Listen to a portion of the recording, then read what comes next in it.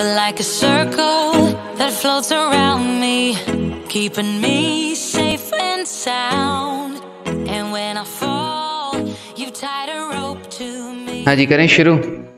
कल क्या पढ़ा था आप लोगों ने? स्टार्ट किया था categories of accounts, real, personal and nominal. उसके बाद क्या?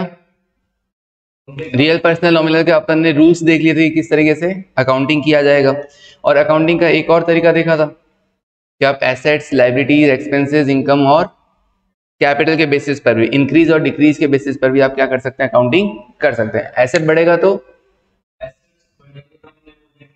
डेबिट, लायबिलिटी बढ़ेगा तो क्रेडिट, कैपिटल बढ़ेगा तो एक्सपेंसेस, इनकम्स, क्रेडिट। बस, बड़ा आसान है, ठीक है ना। बढ़ने का ध्यान रखने का, कम होने का अपने आप उल्टा हो जाएगा। चलिए अब देखते हैं आगे कुछ और लाइंस। ये तो बेसिक हो गया कि जर्नल एंट्रीज के अंदर ना कुछ लाइंस लिखते हैं और उसके बाद एंट्री शुरू करते हैं। लिखिएगा। Journal is the book of original entry. Journal is the book of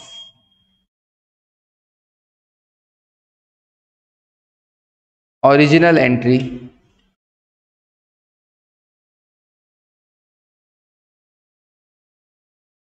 book of original entry क्यों बोलते हैं इसको? सबसे पहले यहां पर ही होता है। Yes, it is the place, it is the place where transactions are first recorded.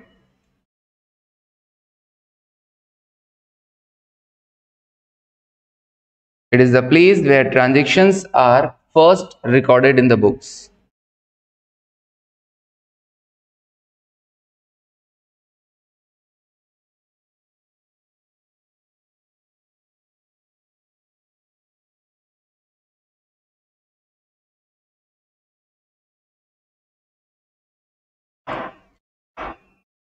The process of recording transaction. The process of recording transaction.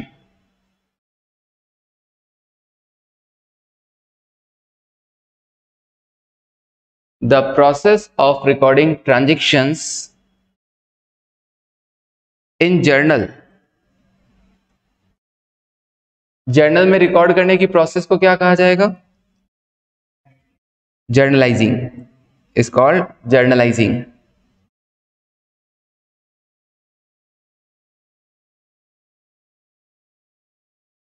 is called journalizing.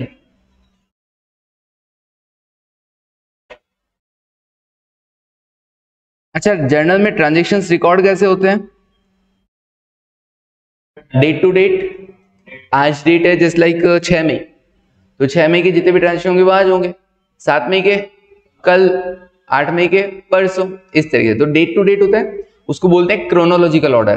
क्या बोलते हैं? Chronological order. तो लिखिए, in journal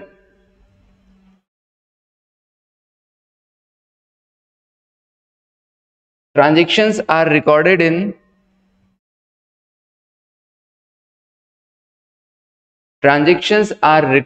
in chronological order.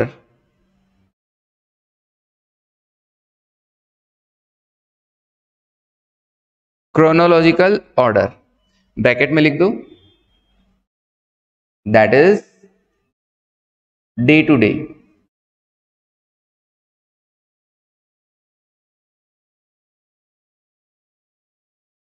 That is day-to-day order.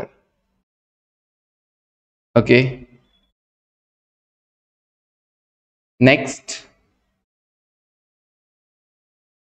Journal का format याद है आपको? Okay, proforma of journal. Proforma of journal, सबसे पहला कॉलम डेट का, then particulars, ledger folio, debit और क्रेडिट। ओके,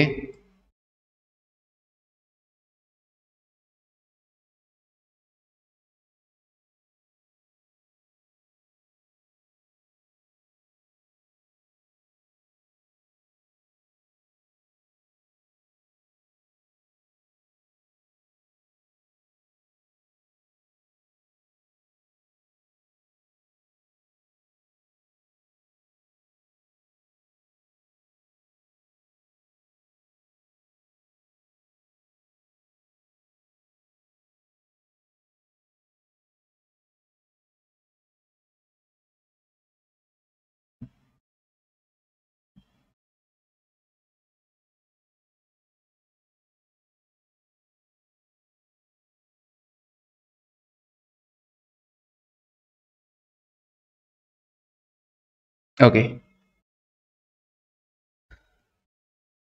डेट में कैसे आएगा? डेट आज जस्ट लाइक 6 मई है, 2022 है, आप इसे कैसे लिखेंगे? 6 मई 2022 को, 6 मई 2022 को आप लिखेंगे कैसे? यस, सबसे पहले क्या? ईयर 2022, क्योंकि जिस भी कॉलम में लिखा जा रहा है उसमें 2022 तो चेंज होना नहीं है, कि जिस पेज पे लिखा जा रहा है वो 2022 तो चलने वाला है। उसकी बाद क्या चलने वाला है? मई, फिलहाल क्या चलने वाला है? मई। अब डेट टू डेट क्या होगा? डेट चेंज होती जाएगी, तो पहले ईयर, देन मंथ और देन डेट, फिर 7th 8th 9th इस तरीके से। तो पहले ईयर, देन हम लोग कंप्यूटर में पढ़ते हैं ना MMDDYY, अब यहाँ पे क्या है? पहले ईयर, देन मंथ और देन डेट। ओके, एंट्रीज लिखने का तरीका क्या? हर ट्रांजेक्शन में एक डेबिट साइड होता है और एक क्रेडिट साइड, दो एस्पेक्ट होते हैं, डेबिट और क्रेडिट।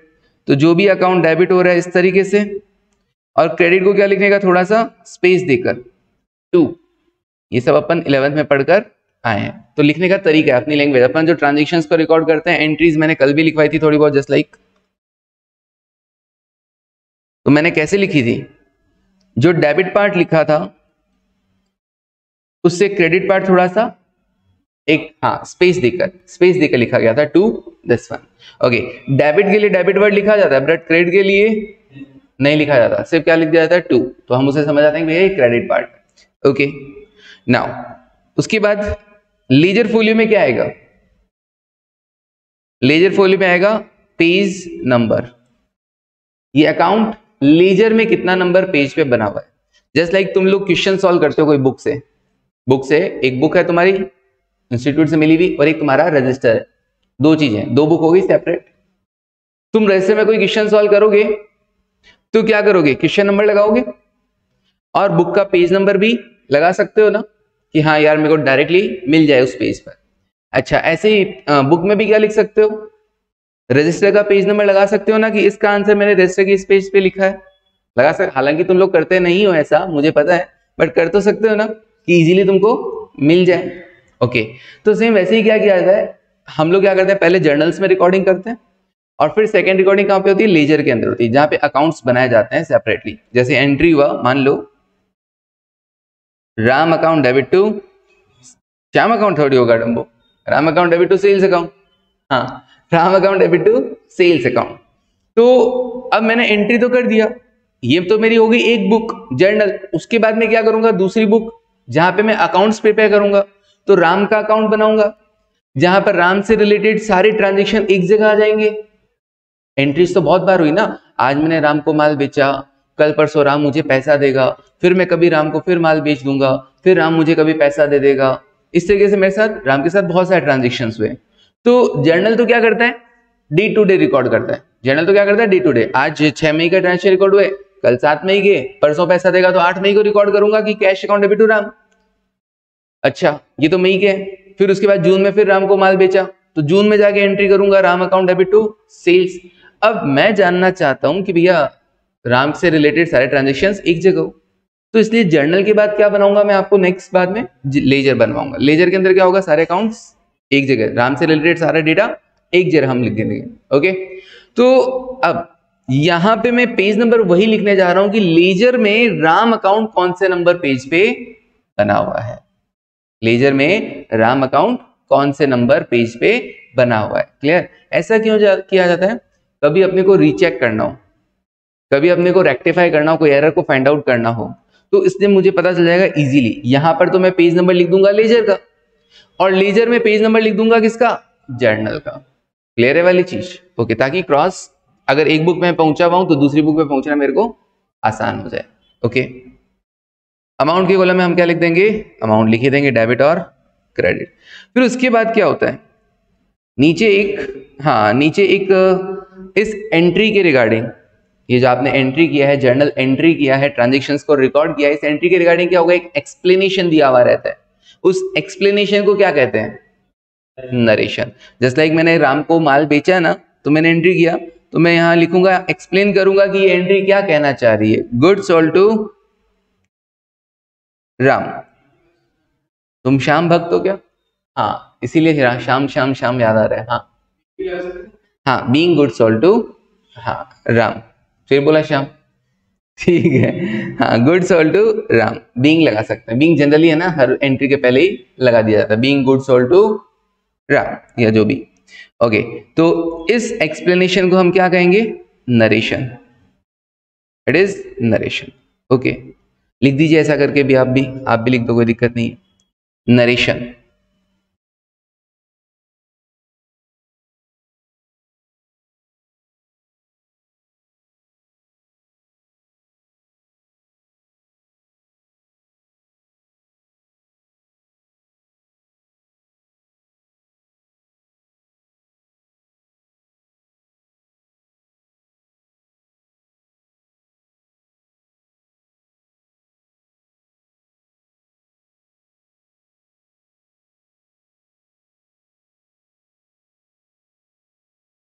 डन। ओके, आगे लिखिए।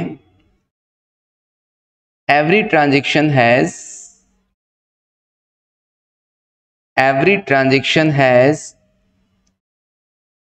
two aspects. Every transaction has two aspects. One is debit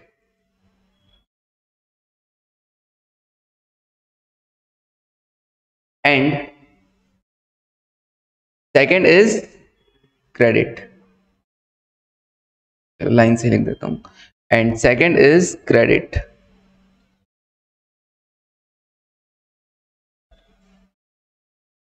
her transaction के दो एस्पेक्ट होंगे, पहला डेबिट और दूसरा क्रेडिट। ओके, फिर लिखो। In other words,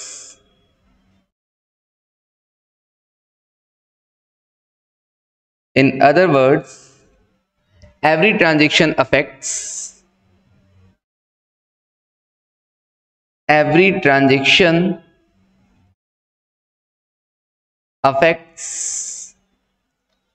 at least two accounts. कोई भी ट्रांजेक्शन होगा तो एटलीस्ट क्या होंगे? दो अकाउंट तो इफेक्ट होंगे ही होंगे, एटलीस्ट टू अकाउंट्स। यस, कोई भी ट्रांजेक्शन करोगे आप, किसी के साथ डील करोगे तो आपको दो अकाउंट फाइंड आउट करने होंगे। ओके, आउट ऑफ दीज, और इन दोनों में से क्या होगा? Out of these one account has been debited and other is credited. लिख लो। out of these one account has been debited and second one has been credited. Second one has been credited. Okay, एक account तो debit होगा और दूसरा credit हो जाएगा, simple. Next, हाँ, जो डबल एंट्री सिस्टम है वो यही है, two accounts are used for each transaction, at least two accounts are used. ठीक है, ओके।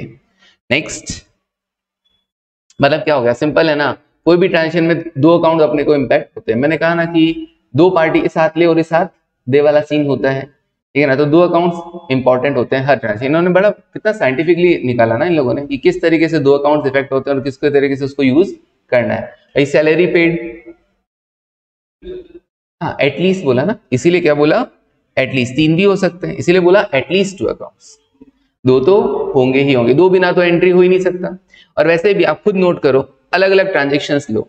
गुड्स परचेज्ड, तो पैसे, अपन ने माल खरीदा तो उन्होंने कहा देखो, एक्चुअली यही जानना इंपॉर्टेंट होता है कि कौन से दो अकाउंट इफेक्ट हो रहे हैं। उसको लिखने में, डेबिट क्रेडिट करने में तो रूल्स दे रखे हैं, अकाउंट कौन से दो इफेक्ट हो रहे हैं ये जानना बहुत जरूरी है। यस, गुड्स परचेज, अब कैश बेसिस पे किया तो परचेज और cash, purchase account debit to cash, है ना।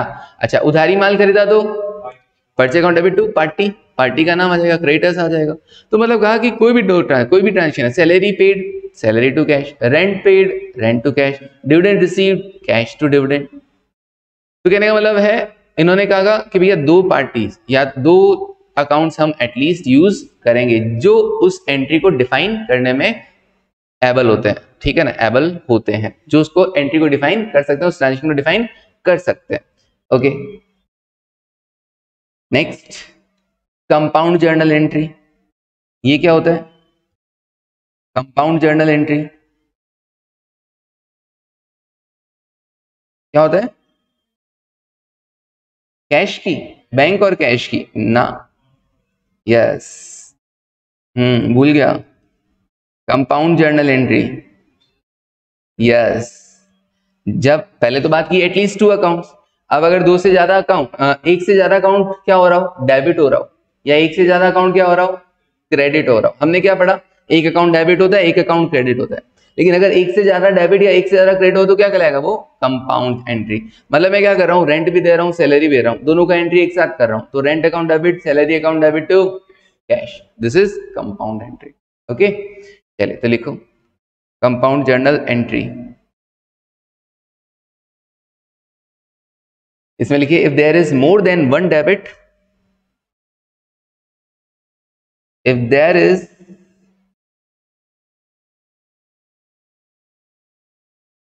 more than one debit or more than one credit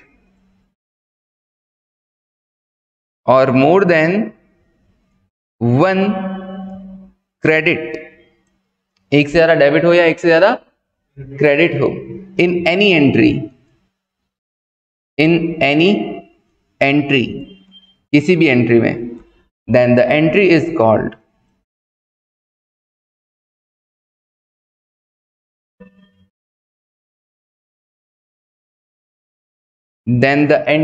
called compound journal entry, compound journal entry।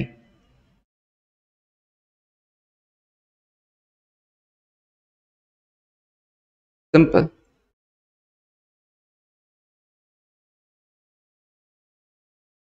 Okay, चलिए अब कुछ एंट्रीज देखें, सीखें। सम जर्नल एंट्रीज लिखो, सम journal entries.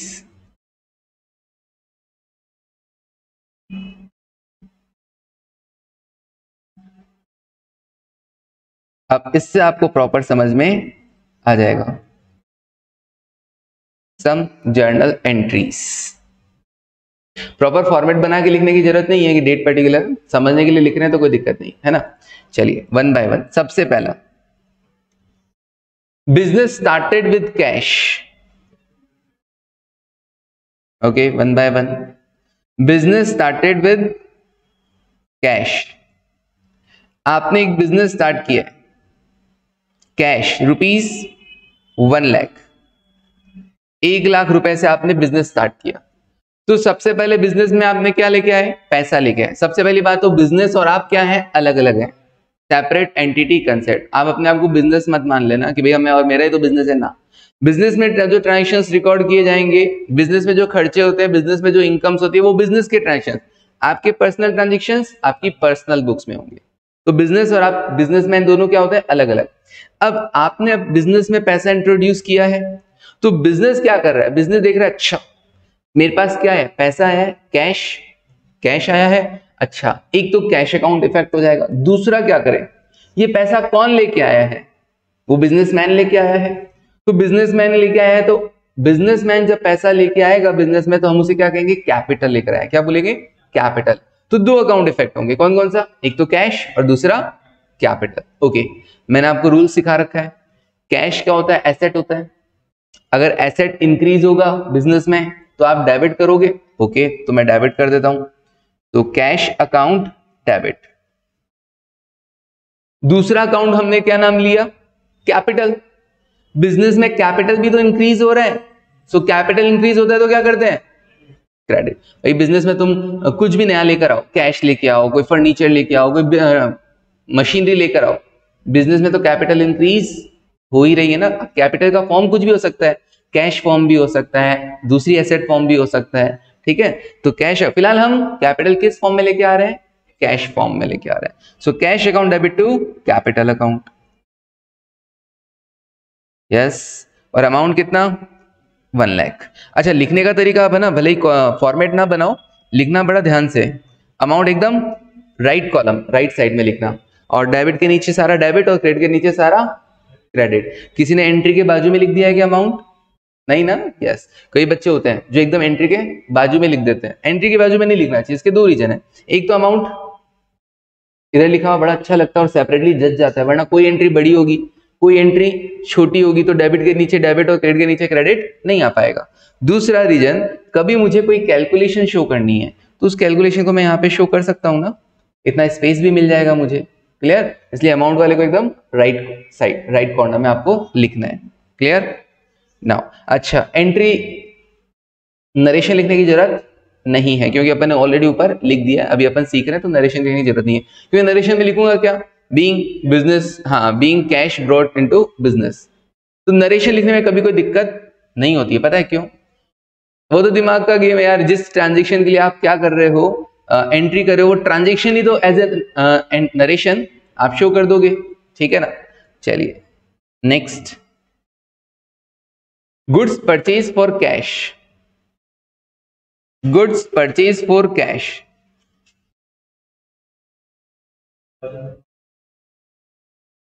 Goods purchase for cash ₹20,000, ₹20,000। Yes, पहले तो ये पता करते हैं कि कौन से दो अकाउंट। सर यहाँ पे तो मेरे को कैश तो दिख ही रहा है, साथ ही साथ गुड्स भी दिख रहा है और परचेज भी वर्ड भी दिख रहा है, तो कौन से दो अकाउंट इफेक्ट करेंगे? तो हाँ, हम इस एंट्री में दो अकाउंट इफेक्ट करेंगे, एक तो कैश क्योंकि आपने कैश में खरीदा है, दूसरा परचेज वर्ड यूज करेंगे, गुड्स वर्ड यूज नहीं करते। जब हम माल खरीदते हैं, माल बोले तो गुड्स क्या होता है? गुड्स एक ऐसा आइटम है जिसमें आप डील कर रहे हैं, जिसमें आप बिजनेस कर रहे हैं। अगर मैं क्लोथ मर्चेंट हूं तो क्लोथ मेरे लिए गुड्स है। अगर मैं फर्नीचर मर्चेंट हूं, फर्नीचर खरीदने बेचने का मेरा काम है, तो फर्नीचर मेरे लिए गुड्स है। अगर मैं फ्लैट खरीदता बेचता हूं तो फ्लैट मेरे लिए गुड्स है। समझा? तो जिसमें बिजनेस कर रहे हैं ना, वो अपने लिए गुड्स है। और जब गुड्स खरीदा जाएगा, याद रखने का, ये जो अकाउंट्स इफेक्ट हो रहे हैं ना, वो याद रखना पड़ता है कि कौन से अकाउंट्स इफेक्ट होंगे। तो गुड्स अगर हम खरीद रहे हैं तो परचेज अकाउंट इफेक्ट होगा, गुड्स अगर हम बेच रहे हैं तो सेल्स अकाउंट इफेक्ट होगा, खरीदा हुआ गुड्स अगर हम वापस लौटा रहे हैं तो परचेज रिटर्न अकाउंट यूज होगा। क्लियर है वाली चीज? ओके। तो जब भी गुड्स खरीदा जाए तो आप कौन सा अकाउंट इफेक्ट करेंगे? Purchase account. क्लियर? ओके। तो कौन सा अकाउंट इफेक्ट हो रहा है ना, ये स्टार्टिंग में अपने को समझना, मतलब याद रखना पड़ता है। रूल्स अपने को पता है, बट कौन से दो अकाउंट इफेक्ट होंगे ये अपने को ध्यान में रखना पड़ेगा, क्योंकि इट इज अ लैंग्वेज और लैंग्वेज के कुछ रूल्स वगैरह तो होते हैं। ठीक है ना?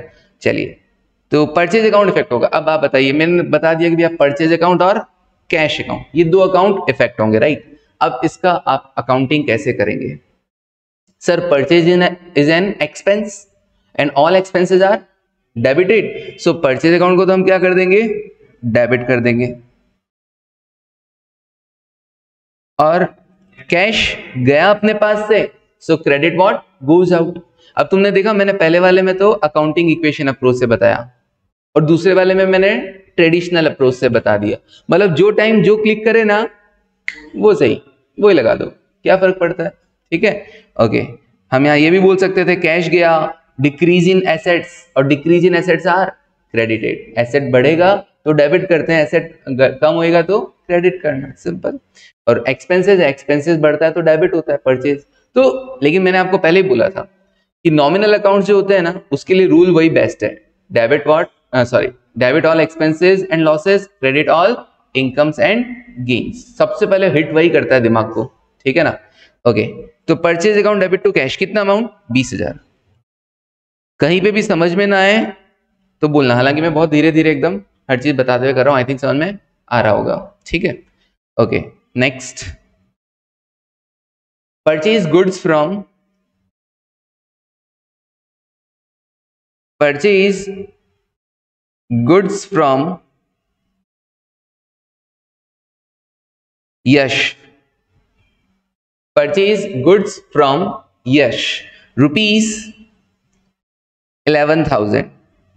हमने यश से गुड्स खरीदा है कितने का? 11,000 का।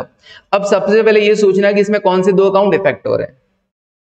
एक तो गुड्स खरीदा तो परचेज अकाउंट, राइट। दूसरा कैश नहीं दिया, यश से माल खरीदा है, तो क्या पार्टी का नाम याद रखना इंपॉर्टेंट है कि नहीं है? यहां पर यस किससे माल खरीदा है, क्योंकि फ्यूचर में मैं उसको पैसा दूंगा, तो उस बंदे का नाम रिकॉर्ड करना जरूरी है। सो एक तो परचेज अकाउंट और दूसरा यश अकाउंट। तो परचेज अकाउंट के लिए तो क्या हो जाएगा? परचेज किया है तो गुड्स, परचेज अकाउंट डेबिट कर दूं, all expenses are debited. And किससे खरीदा? यश से, तो to Yash, credit the giver. या फिर यूं कहूं कि मैंने क्योंकि यश से माल खरीदा है, फ्यूचर में फ्यूचर में यश को मुझे पेमेंट करना है, तो यश मेरी क्या है? लायबिलिटी है। मेरी लायबिलिटी बढ़ी है ना, सो लायबिलिटी बढ़ने के कारण यश को क्या किया गया है? क्रेडिट किया गया, क्योंकि increase in liability are credited. Okay, purchase account debit to Yash 11,000।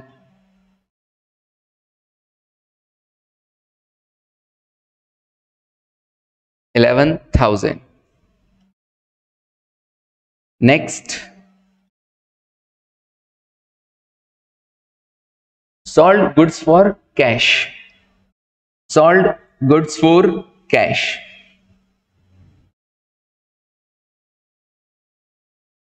sold goods for cash ₹15,000। बताइए कौन कौन से दो अकाउंट इफेक्ट करेंगे?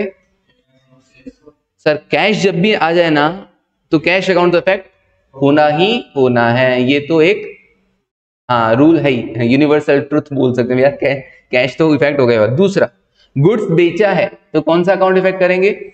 Sales account. गुड्स परचेज करते हैं तो परचेज अकाउंट, गुड्स सेल करते हैं तो सेल्स अकाउंट। नाउ अब रूल्स बनाते हैं सर, एक तो हो गया सेल्स अकाउंट और एक हो गया है कैश अकाउंट। कैश आया है कि गया है? आया है, तो डेबिट व्हाट कम्स इन, तो कैश अकाउंट डेबिट कर दूं क्या? Okay sir, cash account debit कर दीजिए। Increase in assets are debited, या फिर डेबिट व्हाट कम्स इन। अगर आप रियल अकाउंट वाला की तरह ट्रीट करो तो डेबिट व्हाट कम्स इन, अगर इसे एसेट डील कर रहे हो तो increase in assets are debited. Okay, अब sales account, that is your income, माल बेचा है, इनकम हुई है ना, तो incomes are credited. Okay, to sales account. आप इसे ऐसे भी डील कर सकते हो, माल खरीदा ना तो माल आया, डेबिट व्हाट कम्स इन, माल बेचा ना, माल गया, क्रेडिट व्हाट गोज आउट। ऐसे भी देख सकते हो, एक्सपेंस और इनकम की तरह भी रिकॉर्ड कर सकते हो और रियल अकाउंट की तरह भी एक तरीके से रिकॉर्ड कर सकते हो। तो सर परचेज और सेल्स रियल होता है कि नॉमिनल? ये एक डिस्प्यूट ही चलता है ना, कुछ लोग इसको रियल मानते हैं और कुछ लोग इसको नॉमिनल मानते हैं, ठीक है ना। सेल्स के लिए बोला जाता है, देखो सेल्स में क्या होता है, 100 रुपए का माल आपने 120 में बेचा, तो 100 रुपए तो क्या हो गया? एक तरीके से कॉस्ट पार्ट हो गया, वो तो रियल हो गया, और 20 रुपए क्या हो गया? नॉमिनल पार्ट हो गया, इनकम हो गया, तो प्रॉफिट पार्ट हो गया, राइट। तो डिस्प्यूट चलता है, कुछ बुक्स वाले इसको ऐसा मानते हैं, कुछ बुक्स ऐसे मानते हैं। जैसा मानो, कोई पूछेगा नहीं तुमको, क्यों? क्योंकि जिस चीज में डिस्प्यूट चलता है वो नहीं पूछते। गूगल से भी करोगे ना तुम, वहां पे भी दो आंसर आएंगे, ठीक है। हाँ, 5। Fifth entry, sold goods to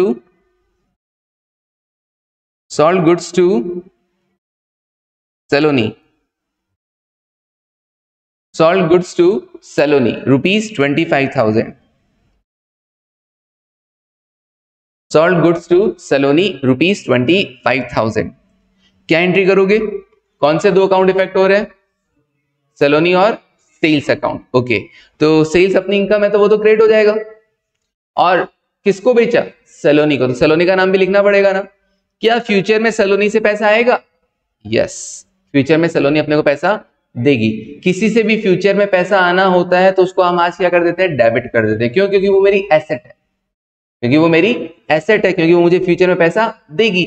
okay, तो increase in assets are debited, तो सलोनी मेरी एसेट है तो सलोनी को डेबिट किया, और to sales account,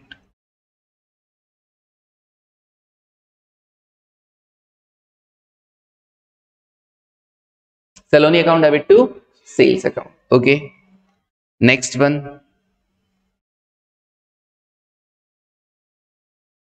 paid cash to Yash. Yash से माल खरीदा था ना, अब उसको पैसा दे देते हैं। Paid cash to Yash 7,000। Yes, तो कौन कौन से दो अकाउंट इफेक्ट होंगे? यश को पैसा दिया तो एक तो यश अकाउंट और एक कैश अकाउंट। भाई कैश दिया तो कैश तो आएगा ही आएगा। दूसरा अकाउंट क्या है? ऑब्वियसली यश को पैसा दिया है। पहले मैंने यश को क्या माना था? अपनी लायबिलिटी माना था कि नहीं माना था? यस सर, जब मैंने उससे माल खरीदा था तब मैंने उसको अपनी लायबिलिटी ट्रीट किया था। अब वो लायबिलिटी का मैं पेमेंट कर रहा हूं तो मेरी लायबिलिटी क्या हो जाएगी? कम हो जाएगी।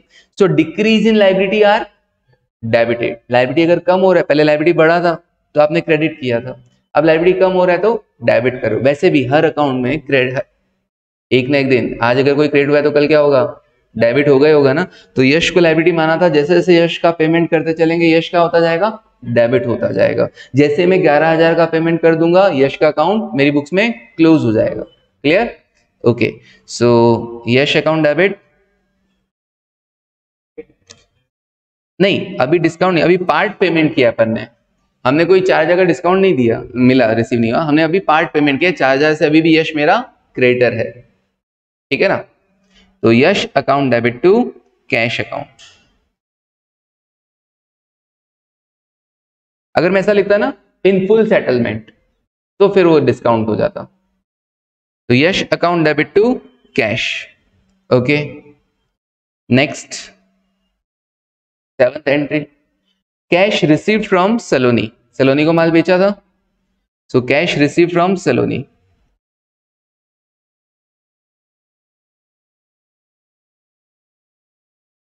कैश रिसीव्ड फ्रॉम सलोनी 20,000 रुपए आए हैं। 25,000 का माल बेचा था, अभी सिर्फ 20 आए हैं, 5 से अभी और आने बाकी है। तो एक तो कैश अकाउंट इफेक्ट होगा और एक सलोनी account.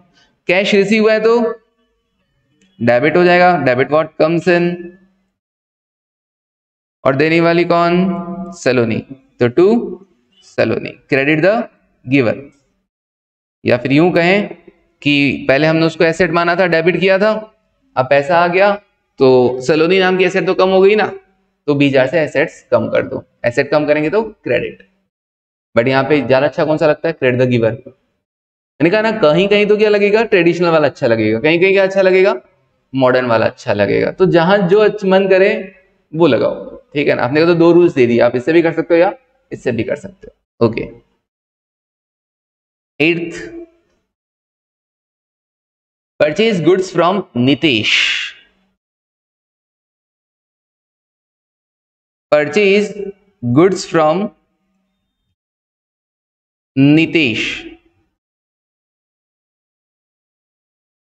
For cash, rupees 10,000। Nitesh से गुड्स खरीदा 10,000 रुपए का फॉर कैश। बताइए कौन से 2 अकाउंट इफेक्ट होंगे? परचेज अकाउंट और कैश अकाउंट। नितेश नहीं होगा? नहीं, क्योंकि यार किसी से भी माल खरीदूंगा कैश में या किसी को भी माल बेचूंगा कैश में तो उस बंदे का कोई ना कोई नाम तो होगा ही होगा ना। पहले बस क्या था? नाम दिया नहीं था। ये वाली एंट्री थी ना, परचेज गुड्स फॉर कैश, इसमें भी किसी से खरीद के लाए थे तो बंदे का नाम तो होगा। इस बार बस आपको क्या कर दिया?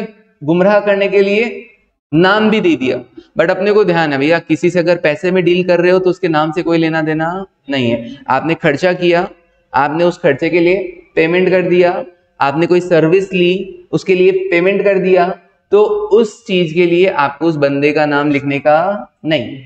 क्लियर? कोई जरूरत नहीं है, तो बंदे का नाम नहीं आएगा। तो एक तो परचेज अकाउंट और दूसरा cash account. Okay, purchase account debit to cash account 10,000।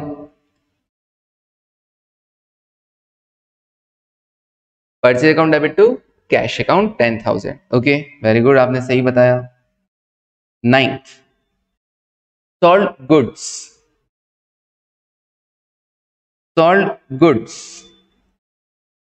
to sold goods to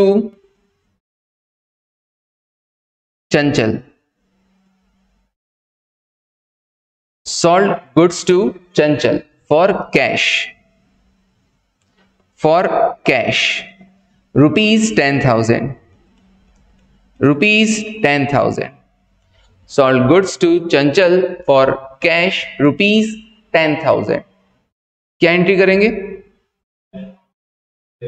yes, चंचल का नाम है लेकिन फिर भी हमने चंचल से माल कैश में खरीदा है, तो Chanchal is not important, cash is important. So cash account debit to sales. Okay,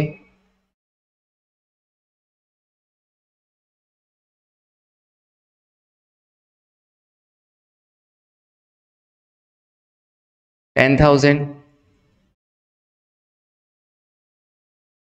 Next, bought machinery.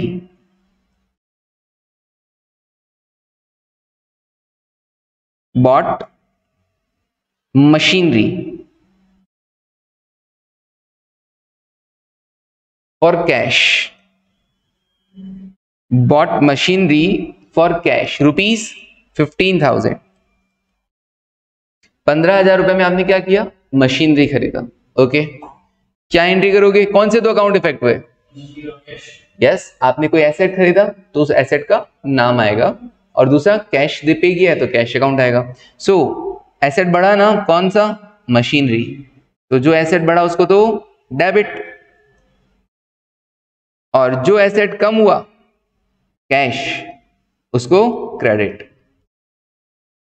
Debit what comes in, credit what goes out. 15,000. Okay, next 11th, paid rent. Paid rent, rent पे किया rupees 2,000. क्या करेंगे entry? Yes, एक तो rent important है और दूसरा cash important है. पैसा गया तो कैश तो इंपॉर्टेंट है ही.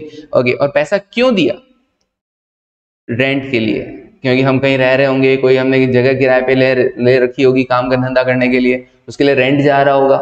ठीक है ना. So rent account debit to cash account. Rent खर्चा होता है, all expenses are debited to cash account.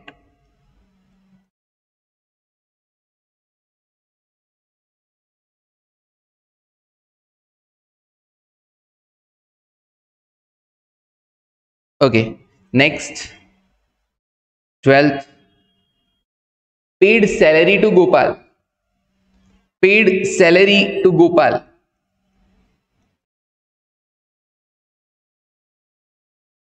बताओ कौन कौन से दो अकाउंट इफेक्ट होंगे? सैलरी और कैश. गोपाल नहीं होगा पक्का अभी? ठीक है, अभी गोपाल इफेक्ट नहीं होगा. Okay, done. तो कहने का मतलब है हमने गोपाल से सर्विसेज ली, ठीक है, और उसके लिए अपन उसको क्या कर रहे हैं? सैलरी दे रहे हैं. तो सैलरी इज एन एक्सपेंस, ठीक है ना, और उसके लिए पैसा दे रहे हैं तो कैश अकाउंट. तो गोपाल का नाम इंपॉर्टेंट नहीं, यहाँ पे सैलरी जो हम जिसके लिए पैसा दे रहे हैं, किसके लिए दे रहे हैं? सैलरी के लिए. उसने काम किया इसलिए सैलरी बोलकर दे रहे हैं. गोपाल को पैसा नहीं दे रहे हैं, आप उसके काम को पैसा दे रहे हैं. क्लियर है वाली चीज? ओके, तो salary account debit to cash. All expenses are debited.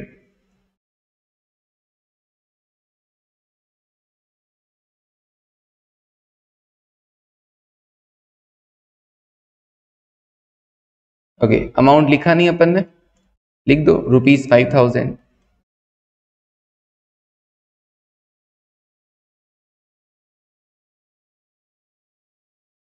खैर अमाउंट में यहाँ पे ऐसा कोई रोल नहीं है, एंट्री सीखना पर्पज है. नाउ नेक्स्ट कुछ एंट्रीज आएंगी जिसमें अमाउंट का रोल होगा. 13th, received commission rupees 3,000. Received commission rupees 3,000. Yes, क्या एंट्री करोगे?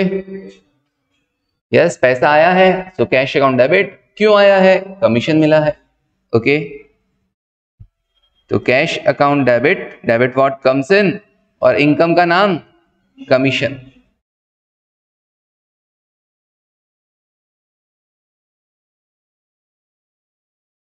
3,000। अच्छा, आप किसी को अगर कमीशन देते भी हैं तो ये कमीशन का नाम अकाउंट कैसे बनाएंगे? कमीशन पेड अकाउंट और कमीशन रिसीव्ड अकाउंट। हाँ, एक कमीशन रिसीव्ड हो गया जैसे ये वाला, तो और कमीशन दोगे तो कमीशन पेड अकाउंट, क्योंकि हाँ नहीं, यहाँ पर एंट्री के टाइम में भी मान लो अभी तो मेरे को सिर्फ कमीशन मिला तो मैंने आपको एंट्री लिखा दिया cash account debit to commission. मेरा ये मानना है कि मैं किसी को कमीशन देता नहीं हूँ, सिर्फ मुझे मिलता है। अच्छा, मैं कमीशन रिसीव भी करता हूँ और मैं कमीशन पे भी करता हूँ, तो क्या एक कमीशन अकाउंट से काम चल जाएगा? नहीं, बाइफरकेट तो करना पड़ेगा ना, डिफरेंशिएट तो करना पड़ेगा कि एक तो कमीशन पेड है और एक कमीशन रिसीव्ड है। क्लियर है? ये वाली चीज अलग अलग तो करना पड़ेगा ना, एक तो खर्चा और एक आपकी इनकम है। टू बाय में तो चला जाएगा। मान लो अभी मैं कमीशन देता हूं किसी को, राइट, तो मैं एंट्री क्या करता? मान लो अगर मैं यही कर दूं entry commission account debit to cash, किसी को मैंने कमीशन दिया भी और यही एंट्री मैं कर दूं 3,000। आगे जाके जब मैं कमीशन अकाउंट बनाऊंगा, ठीक है, आगे जाके जब मैं कमीशन अकाउंट बनाऊंगा तो एक तरफ तो लिखूंगा इसके लिए तो बाय कैश और एक तरफ इसके लिए लिखूंगा टू कैश। तो ऐसा करके क्या हो जाएगा? कमीशन अकाउंट तो बैलेंस हो गया, बैलेंस हो गया तो अभी पी&एल में नहीं जाएगा, जबकि जाना चाहिए था ना। एक खर्चा और दूसरा इनकम है, तो इसके आगे तो लगाना चाहिए अपने को क्या? कमीशन रिसीव्ड अकाउंट, और इसके आगे लगाना चाहिए क्या? Commission paid account. क्लियर है? तो अगर कमीशन रिसीव हो रहा है तो कमीशन रिसीव्ड, और पे किया जा रहा है तो कमीशन पेड। क्योंकि कुछ चीजें ऐसी होती है ना जो आप रिसीव भी कर सकते हैं और कुछ पे भी कर सकते हैं, ठीक है ना, इसलिए वहां डिफरेंशिएट करने के लिए, वरना आपको ही कैसे पता चलेगा यार। अच्छा, थोड़े दिनों बाद आप यहाँ पे रिसीव्ड और पेड ना लगाते तो थोड़े दिनों बाद आप हमको तो नॉलेज पता, हमको तो खैर पता है कि क्रेडिट हो रहा है इसका मतलब रिसीव्ड ही हो रहा है एंट्री देखकर, लेकिन फिर भी कोई ऐसा इंसान उसको रीड करे कमीशन, सिर्फ कमीशन अकाउंट लिखा हुआ है, आपने दोनों साइड लिखा, तो यार रिसीव्ड है कि पेड है ये, है ना, तो वो इस चक्कर में फर्क पड़ा। अच्छा, मान लो एक 3,000 रिसीव हुआ, 2,000 पे किया, तो आप तो क्या दिखा दोगे? नेट 1,000 रिसीव हुआ दिखा दोगे, बट ऐसा थोड़ी था। 3,000 किसी और से मिला था, 2,000 किसी और को दिया है, इसलिए अलग अलग करना जरूरी है। ठीक है, चलिए next 14th, goods return to Yash. Yash से अपने 11,000 का माल खरीदा था, 7,000 का तो पेमेंट कर दिया था, 4,000 का माल हम उसको क्या कर रहे हैं? लौटा रहे हैं। Goods return to Yash ₹4,000,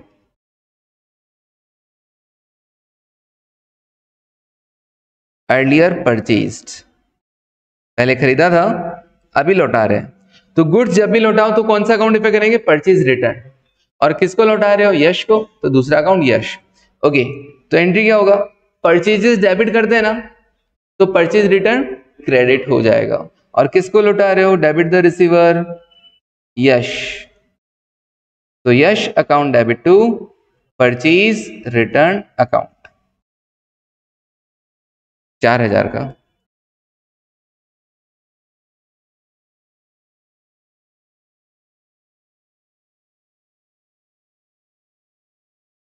okay, next 15th, आज का लास्ट कर देते हैं। गुड्स रिटर्न फ्रॉम सेलोनी, सेलोनी को आपने माल बेचा था। गुड्स रिटर्न फ्रॉम सेलोनी कितने का बेचा था? 25,000 का। 20,200 रुपए आ गए थे, 5,000 आने थे, 5,000 वो क्या कर रही है? रिटर्न कर रही है। गुड्स रिटर्न फ्रॉम सेलोनी, 5,000 का गुड्स रिटर्न कर रही है। अर्लियर सोल्ड, पहले बेचा था आपने। यस, क्या एंट्री करेंगे? यस, सेल्स आपने क्रेडिट किया था, तो अभी वो सेल्स जो हमने की थी वो रिटर्न हो रही है, वापस आ रही है, बेचा हुआ माल वापस लौटाया जा रहा है, तो रिवर्स करना, sales return account. Okay, sales return account debit करना। 2, क्रेडिट द गिवर, सेलोनी 5,000। बस डन। कल लिखें अब आगे की। चलो आज के लिए इतना बहुत है, आगे की एंट्रीज कल लिखते हैं। टोटल करीब 40-45 एंट्रीज है, इससे अपने को पूरा समझ में आ जाएगा अच्छे से।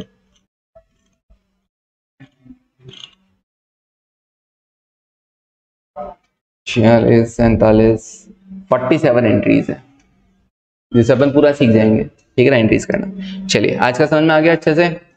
ओके चलो, thank you, take care and bye.